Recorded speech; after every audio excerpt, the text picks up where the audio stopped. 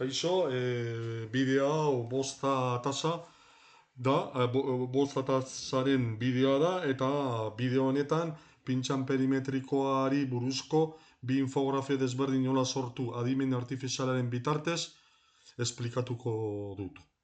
Lehenengo egin dudana da ikasleak dituzten joerak aztertu eta pintxan perimetrikoa erabili daitekeen elektrizitatearen arlo desberdinak aztertzea da. Eta aztertu ondoren, pintxan perimetrikoaren erabilera kotxe bateriatan nola den infografia bat egin dut, eta pintxan perimetrikoaren erabilera eguzki paneletan beste infografia bat egin du, esplikatzen duena. Bi infografia hauek, bai tentsio eta bai intentsitatea pintxan perimetriko batekin neurtzea jakitea bideratuta dago. Bi infografia horien bitartez, ikasleak jakin dezan nola neurtu bi kasuetan neurriak egite. Bai eguzki paneletan eta bai kotxe bateriatan. Lehenengo infografia kotxe bateriatan nola kotxe bateriatan neurketak nola egiten diren pintxan perimetrikoaren bitartez deskribatzen dut, eta lehenengo diapositiban imagen bat lortu dut. Eta imagen horretan Geminiren bitartez lortu dut. Horrela, adibidez frontean sartzen naiz Geminira, eta frontean esaten diot kotxe batetan, esango diot, lehen bizi erderaz esango diot, zatik euskeraz nahiko limitatua da Gemini. En un coche quisiera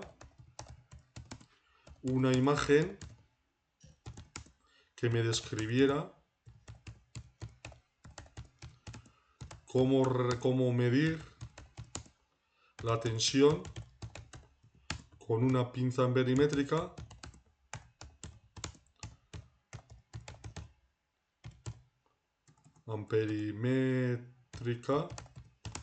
en una batería, en la batería de un coche.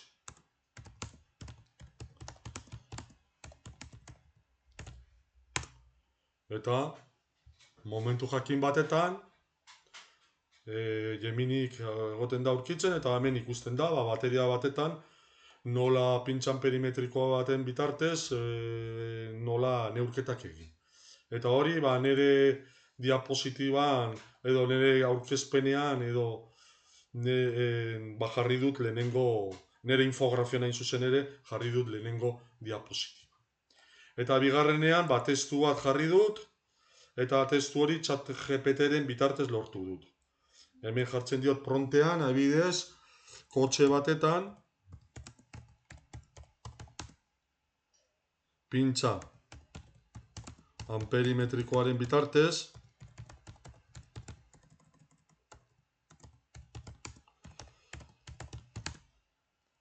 neurketak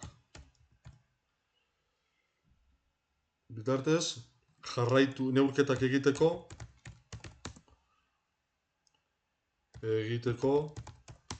jarraitu beharreko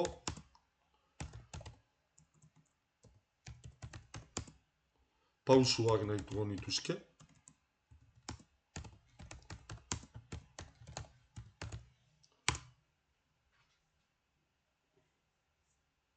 Eta hemen ikusten da, ze material behar dudan, jarraitu beharko segurtasun neurriak, pintxan perimetrikoaren neurketak egiterakoan, zein diran pintxan perimetrikoa jarraitu beharreko pausuak neurketak egin ahal izateko, hau da, prestatzeko, nola egin neurketa hori,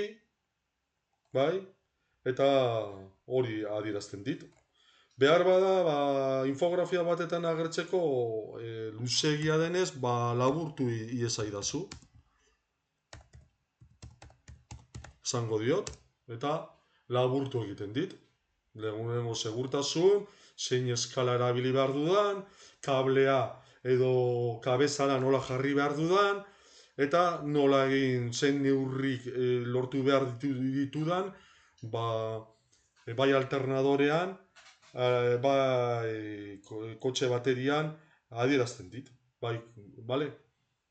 Eta hori sartzen diot, nire bigarren diapositiba. Eguzki plaketan bertin sartzen dut. Geminira joaten naiz eta esaten diot. Mesedez, esango diot erderaz, pues por favor, muéstrame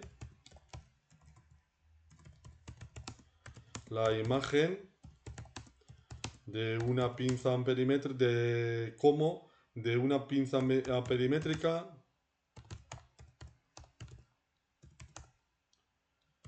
midiendo en una placa solar.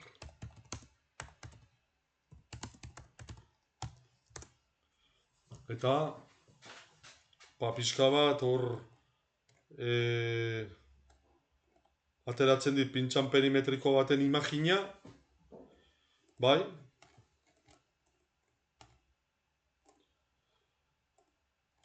Gero ChatGPTera joaten naiz, lortzeko informazioa, lehen esan dudana. Por favor, quisiera que me describieras, bueno, mesedez, hobeto esan du euskeraz, ChatGPT nahiko ondo dago. Mesedez, pintxan perimetriko baten bitartez,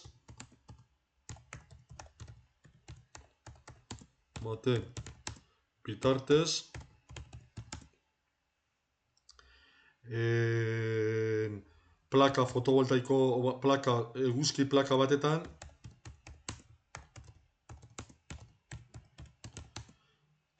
neurketak egiteko jarraitu beharreko pausuak nahi ditut.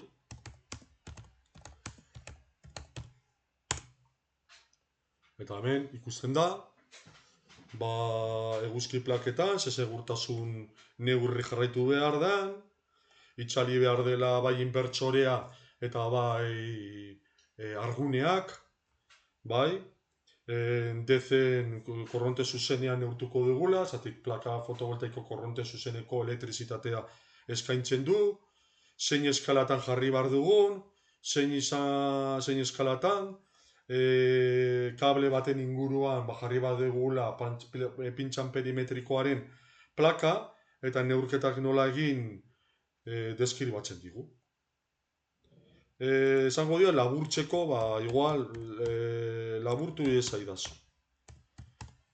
Jartzeko infografia batetan, nahiago dut igual informazio gehiagi da. Eta hemen jartzen dit, segurtasun neurria nola zein den, zein eskalatan, pixka bat laburtuta. Eta nire eguzki plaken, hemen daukazue, zein pauso jarraitu behar dira neurketak egiteko, eta lehenengo imaginean pintxan perimetriko baten irudia agertzen da. Eta hau da guztia.